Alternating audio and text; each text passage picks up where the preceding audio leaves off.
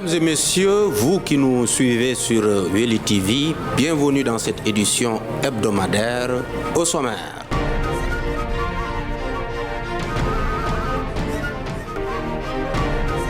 Bilan des examens du CFE et du BFM.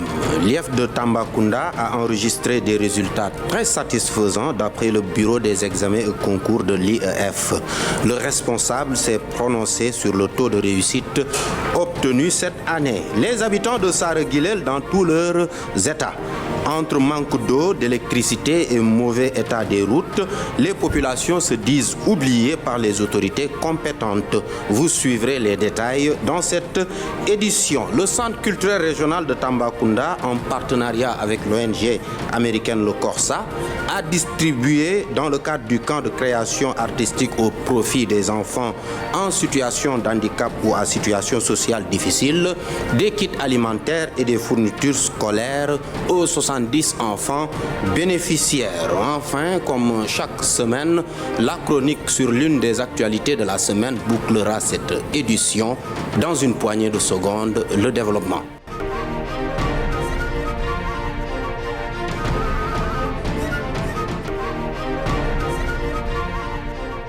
Bienvenue, mesdames et messieurs. C'est désormais effectif. Le bureau des examens et concours de l'inspection de l'éducation et de la formation de Tambacounda a donné les résultats définitifs des examens du certificat de fin d'études élémentaires et du brevet de fin d'études moyennes session 2021. L'inspection de l'éducation et de la formation de Tambacounda a connu une hausse considérable sur le plan des performances scolaires. Plus de 63% de taux de réussite au CFE et 83,88% au BFM. Une montée en puissance certaine dont se réjouit le responsable du bureau des examens et concours qui s'est confié au micro de Junior Ba. Cette année, nous avons eu pour le CFE pour un total de 7809 candidats cette année pour l'académie. Mais pour l'IEF, nous avons présenté 6958 candidats, l'IEF de Tambacounda. Donc, pour un taux de réussite de 63% cette année, qui a été vraiment un succès. L'IEF de Tambacounda, ça fait des années qu'il n'a pas connu ce résultat. Cette année, vraiment, alhamdulillah, nous avons eu un bon taux dans les examens scolaires du BFM et du CFE. Et pour le BFM, nous avons présenté, je pense, 2812 candidats. Des 2812 candidats, nous avons eu un taux de réussite de 83,88%. Le BFM, réparti dans plusieurs centres. D'abord, je vais commencer par le CFE. Pour le CFE, nous avons 40 centres dans le département, 20 dans la commune et 20 dans le département. Donc, pour un effectif total de ce que je viens de dire tantôt, 6000 et quelques. Nous avons présenté au CFE, je pense, pour le BFM, 1339 candidats en garçons et 1473 en filles, qui fait un total de 2812 candidats. Donc, le BFM aussi, les candidats étaient établis dans 16 centres pour 18 jurys. Donc, dans le département, on a eu vraiment au total 16 centres, mais ensemble aussi 18 jurys, parce que nous avons 2 centres dans la commune qui ont regroupé 2 jurys. C'est le centre de Abattoir et le centre de Kinzambou. C'est le moment encore une fois pour remercier les autorités, l'IEF particulièrement, qui n'a ménagé aucun effort pour vraiment l'organisation du BFM. Encore une fois, félicitations à tous ces candidats qui sont déclarés admis. Le district sanitaire de Tambacounda a entamé son deuxième passage de la campagne de chimio-prévention du paludisme saisonnier qui concerne les enfants de 3 mois à 10 ans.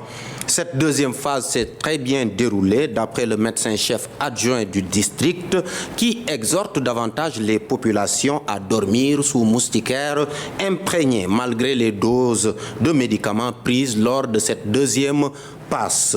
Docteur Siré Sagna est au micro de Weli TV. On a entamé le deuxième passage de la campagne CPS. C'est depuis le 27, donc c'était du 27 au 30. On a terminé hier même. Donc cette campagne concerne les enfants âgés de 3 mois à 120 mois, donc 3 mois jusqu'à 10 ans. Donc c'est juste une administration de médicaments antipaludiques, donc 2 médicaments, à savoir l'amodiaquine et la sulfadoxine pyrimétamine. Donc pour chaque passage, on administre les médicaments aux enfants et les passages sont espacés de 1 mois. Bon, c'est 4 jours, donc c'est 3 jours d'administration et un 4e jour pour le ratissage. Donc les enfants qui étaient absents, qui n'étaient pas dans les maisons, donc le 4e jour c'est pour rattraper ces enfants-là. L'objectif de cette campagne, c'est surtout de maintenir des concentrations thérapeutiques de médicaments antipaludiques dans le sang, donc protéger ces enfants-là durant la forte transmission du palu. Donc quand ces enfants vont prendre ces médicaments-là, ils seront protégés durant 1 mois. Donc le risque de faire un palu grave est presque nul. Donc ces enfants ne pourront pas faire un palu grave, mais quand même ils pourront faire des palus simples s'ils prennent ces médicaments-là. Il y a le SSP qui est là, le superviseur des soins de santé primaire. Donc c'est lui qui fait le dispatching, donc c'est lui qui répartit les médicaments pour tous les postes. Donc en fonction de chaque cible, pour chaque poste a une cible. Donc en fonction des cibles, il fait la répartition et il donne les médicaments aux différents postes. C'est eux-mêmes qui viennent récupérer les médicaments. Donc pour le 3e passage, ce sera vers fin septembre, début octobre. On a constaté qu'en zone rurale, il n'y avait pas de problème. Donc il y a une adhésion de la population. Mais quand même dans la commune, il y a beaucoup de difficultés avec les cas de refus. Donc on est souvent confronté à cela. Mais quand même, il y a un comité de gestion des cas de refus avec l'implication des collectivités territoriales, donc les notables qui nous aident beaucoup dans la résolution de ces cas de refus. Je vous le disais dans le sommaire, le quartier de Sarguilel dans la commune de Tambacounda souffre de tous les maux. Les populations l'ont fait savoir à travers un rassemblement où beaucoup de difficultés ont été listées. Entre autres, l'état désastreux des routes, le manque d'eau, l'insuffisance de l'électricité, le lotissement, pour ne citer que cela. Les habitants en ont ras-le-bol de vivre au quotidien le même cauchemar. Ils se sont confiés au micro de Weli TV. Les routes sont mauvaises, très mauvaises quand même. Là où nous sommes, vous allez voir cette route latrine. Depuis avant la saison de pluie, on avait parlé avec M. le maire jusqu'à préfet pour lui faire savoir que la route n'est pas bonne. Aujourd'hui, les mamans sont fatiguées, les enfants. En allant au marché, tu peux prendre un taxi Jakarta, il va te dire que moi je vais partir à Sarguilel, 500 ou bien 1000 francs. Pendant la nuit, il n'y a pas de sécurité parce que la lumière ne suffit pas. Même la santé, vraiment aujourd'hui c'est très difficile pour Sarguilel. Même l'eau. Parce que l'eau, c'est source de vie. Il n'y a pas d'eau. Tout récent, il y avait 2 bornes fontaines qu'on vient de fermer. Parce qu'il y a l'insécurité là-bas, avec les populations qui se font toujours la bagarre. Cette borne fontaine est fermée pour l'instant. La mairie nous a oubliés. Je lance un appel en commençant par le gouverneur lui-même, le premier patron de la ville, avec le préfet, descendant jusqu'à le maire Mambalolo, avec son secrétaire général Diallo, de nous aider, de nous faire sortir dans le noir que nous sommes aujourd'hui. L'ONG VIS, à travers le projet Investir sur l'avenir, a mis sur place une stratégie pour améliorer les conditions des jeunes dans la capitale du Sénégal oriental et par la même occasion pour lutter contre l'émigration irrégulière. Une formation a été soutenue avec l'octroi de bourses dont 163 jeunes ont bénéficié dans différents centres de la région de Tambacounda. Ces formations concernaient l'agriculture, l'hôtellerie, la restauration, l'électricité mécanique et l'installation photovoltaïque. Les récipiendaires ont reçu leur diplôme à travers une cérémonie organisée par l'ONG VIS. Suivons ce reportage de Ibrahima Diallo. 163 jeunes ont bénéficié des bourses de formation dans différents centres de la région de Tambacounda. L'ONG VIS, à travers le projet Investir sur l'avenir, compte lutter contre l'immigration clandestine et réduire le taux de chômage pour que les jeunes puissent réussir ces œuvres. À travers ce projet, vise l'objectif d'améliorer les conditions de vie des jeunes dans la région de Tambacounda et de lutter contre la migration, surtout irrégulière. Du coup, de créer des opportunités d'alternatives pour les jeunes pour pouvoir vraiment réussir chez eux et dans la région de Tambacounda. Ce projet, on le fait à travers 3 activités principalement. Du coup, on a soutenu la formation à travers l'octroi de bourses d'études. On a pu accompagner 173 bénéficiaires dans les formations dans différents centres de la région de Tambacounda, dans des domaines stratégiques comme agriculture, hôtellerie, restauration, aussi électricité, mécanique, installations photovoltaïques, qui sont vraiment des secteurs stratégiques dans la région. Nous saluons d'abord cette politique que vise à amener au niveau du département et je pense bien au niveau de la région de Tambacounda.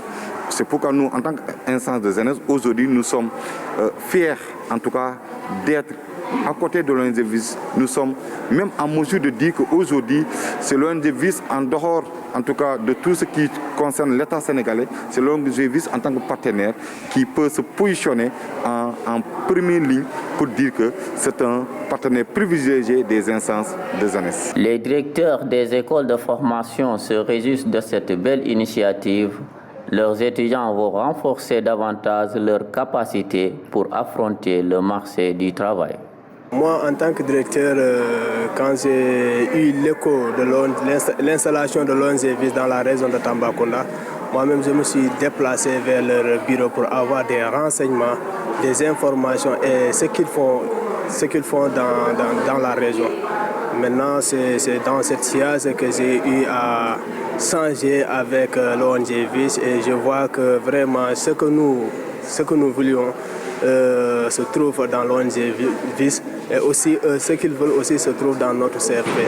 Raison pour laquelle quand ils ont émis l'idée d'émettre des bourses de formation et aussi des accompagnements de stage dans différentes entreprises, ils m'ont contacté et me demandé est-ce que vraiment je suis prêt à accueillir des bénéficiaires. Et là, je me suis dit carrément, je suis partant parce que nous sommes là. Les récipiendaires satisfaits de cette formation prient à un bon suivi pour que les jeunes puissent bénéficier de leurs acquis. Ces jeunes déjà formés doivent bénéficier de certaines possibilités. La plupart des bénéficiaires, après avoir suivi leur formation, ont tendance à prendre leurs attestations et les mettre au niveau des tiroirs parce qu'il y a un problème d'accompagnement. Et également, donc, après cette formation, lors de cette formation, parce que l'objectif, étant donné que le slogan que l'ONG VIS a prôné, c'est de réussir ses choix. Raison pour laquelle même lors de nos formations, les formateurs ont décliné, ils ont dit carrément, donc après cette formation, donc l'objectif c'est d'être un entrepreneur et ne pas être un employé quelque part au niveau des ONG. Merci au stagiaire de Weli Media, Ibrahima Diallo. Le Centre culturel régional de Tambacounda, en partenariat avec l'ONG américaine Le Corsa, a distribué dans le cadre du camp de création artistique au profit des enfants en situation de handicap ou à situation sociale difficile des kits alimentaires et des fournitures scolaires d'une valeur de 4 500 000 francs CFA aux 70 enfants bénéficiaires. Cette année, tout comme l'année dernière, le Centre culturel régional n'a pas pu tenir le camp de création artistique en raison de la pandémie de Covid-19. Maïmouna Niang était sur les lieux. Le Centre culturel régional de Tambacounda, en partenariat avec l'ONG Corsa, a offert des dons alimentaires et fournitures scolaires à 70 handicapés. Le directeur du Centre culturel régional de Tambacounda qualifie ce geste d'une volonté comme de mettre en valeur l'aspect humanisme. Cette cérémonie, je pense, si on doit la qualifier, on va juste l'inscrire dans notre volonté commune de pouvoir mettre en avant notre aspect humaniste, si je puis l'exprimer ainsi. J'ai mon prédécesseur à qui je rends hommage, Abdourahmane Diallo, qui a su initier ce projet en collaboration, n'est-ce pas, avec le partenaire qu'est l'ONG Le Corsa, depuis maintenant 4 ans. Cette année, on est à la 5e édition. Et c'est un camp de création artistique qui a la spécificité de donner la chance à des enfants, comme je l'ai dit, à besoins spécifiques, de pouvoir s'exprimer, de pouvoir révéler leur sens créatif, de pouvoir socialiser, de pouvoir interagir avec des enfants de leur âge. Ça, je pense que c'est une action qui vaut tout son sens humaniste. Une valeur estimée à 4 500 000 francs CFA, répartie en denrées alimentaires, des fournitures scolaires et des outils de protection contre la Covid-19. Ce don est chiffré à 4 500 francs. Donc 4 500 qui ont servi à acheter du riz, du sucre, de la pâte alimentaire, de l'huile et les fournitures scolaires, sans oublier que nous sommes encore dans la lutte contre la propagation de la pandémie. Donc c'est pour cela qu'on a voulu aussi mettre, n'est-ce pas, les outils, n'est-ce pas, de protection. On a ciblé 70 enfants et leurs frères. Donc 70 enfants qui participaient à ce camp de création-là. Ils ne sont pas tous, il faut le préciser, des enfants en situation de handicap. Il y a des enfants qui sont des cas sociaux, en tout cas des familles, etc. Chaque individu doit développer ses possibilités pour accompagner les politiques sociales et culturelles. Le directeur du centre culturel se dit partie intégrante du développement social. Alors, nous considérons que nous sommes partie intégrante de ces autorités-là. Et donc, je pense que, à mon sens, chacun développe, n'est-ce pas, les possibilités qu'il a pour pouvoir accompagner, n'est-ce pas, la politique sociale, la politique culturelle, etc. Maintenant, c'est vrai que toute action qui est en train d'être faite en destination, n'est-ce pas, des populations mérite attention. Les autorités, je pense qu'ils sont suffisamment sensibilisées sur la chose et c'est pour cela qu'ils nous ont délégués aujourd'hui pour les représenter. Vu le contexte de la pandémie et les mesures imposées, le patron du centre culturel se félicite de cette décision unanime d'orienter ce projet à une donation. Généralement, en période de vacances, les enfants qui ont plus de moyens sont ceux-là qui intègrent certaines activités de vacances. Et avoir réfléchi et présenté ce projet d'activité en faveur de ces enfants-là, moi je considère que c'était la plus belle réponse, la plus concrète pour pouvoir dire qu'on est dans l'inclusion sociale. Malheureusement, entre l'année dernière et cette année, on a vu qu'on est confronté à cette pandémie qui va, qui vient. Et donc, à un moment, nous avons compris que ce serait un peu risqué de pouvoir mettre ensemble ces enfants-là pendant au moins 15 ou 21 jours. Et on a décidé de façon unanime à ce que cette action soit réorientée vers une donation, n'est-ce pas, de denrées alimentaires, mais aussi de fournitures scolaires. Merci à Maïmouna Niang et aux donateurs. Après Sinthiou-Malem commune, Botou et environ, l'association Ensemble pour le développement de Sinthiou-Malem s'est rendue dans la commune de Kowar, département de Goudiri, pour une activité de reboisement de 3 villages avec comme cible les écoles élémentaires de Sirakoro-Bougou, de Dialoubé et de Wouro Tcherno Bachir. En plus de ces activités, l'association compte primer les meilleurs élèves de la commune. Junior Ba était notre envoyé spécial dans la commune de Kowar. L'association Ensemble pour le développement de Sinthiou-Malem ne compte pas se limiter dans sa commune. Après plusieurs activités de développement à Sinthiou Malem, elle dépasse les frontières pour s'orienter vers le département de Goutiri dans la commune de Kouar. 3 villages ont été reboisés, la cible, les écoles élémentaires de Sirakorobougou, Dialoubé et Wouro Tchernobachi. Aujourd'hui, nous nous sommes trouvés ici dans le cadre d'un reboisement. Le reboisement était lancé, l'activité était lancée à Sinthiou Malem. Donc après Sinthiou Malem, on a fait Botou. Après Botou, on a fait les villages de la commune. Donc aujourd'hui, on s'est présenté ici donc, pour accompagner nos voisins Sirakoro et Dialoubé. Donc dans ce cas, Sirakoro et Dialoubé se trouvent dans la commune de Kouar. Mais vu leur engagement dans le panel qu'on avait créé, donc ils se sont engagés, ils se sont déterminés. C'est la raison pour laquelle on est venu aujourd'hui donc, pour leur accompagner, leur montrer notre voisinage. Parce que les villages sont les mêmes. Le développement, ça dépend. Donc si Sinthiou Malem est développé, si Kouar est développé, donc c'est pour l'intérêt de Tambacounda. C'est la raison pour laquelle nous nous sommes présentés ici. Donc vraiment, on les remercie. Donc tout ce qu'on peut leur dire, c'est de bien entretenir les plantes qui sont déjà plantées ici. Donc nous allons solliciter monsieur l'enseignant de bien veiller avec ses élèves donc, au suivi des plantes.